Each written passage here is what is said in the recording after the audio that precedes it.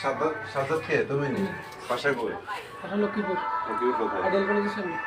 Ideal কলেজের সামনে এখানে এখানে কাজ করতাম। জসিমের সাথে কথা বলতে আসছি, এখন আবার করবো। কে? আমার ওয়াইফ। আমার ওয়াইফ। তোমার ওয়াইফ? জি। তোমার ওয়াইফ এখানে কেন? আমাকে নিয়ে আসছি একটু সমস্যার কারণে।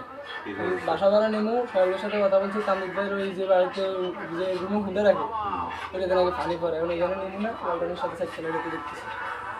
বুঝছেন, একটু সমস্যার কারণে। সমস্যা কি? সমস্যা এই আব্বা মা শ্বশুর শাশুড়ি একটু যাবো আর কি। তোমার ফ্যামিলিতে সমস্যা? জি। এটা তো শুনে মজা নেই, হেঁটে যাবে বাসার তো নামে না, কল দিছি, হেঁটে নিলে বেরিয়েছি। এর বাড়ি কই? পিয়ারাপুর, এই জসিম মামার বাড়ির সামনে। জসিম মামার বাড়ির সামনে। জসিম মামা চিনি। যদি তোমার ওয়াইফ হয়ে থাকে তুমি এভাবে রুমের ভিতরে ঢুকে তুমি দরজা আটকে কেন?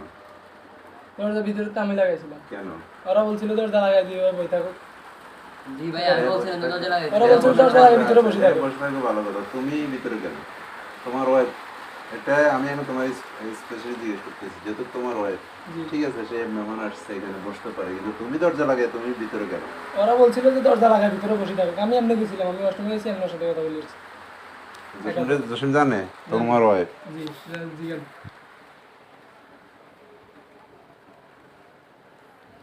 জি।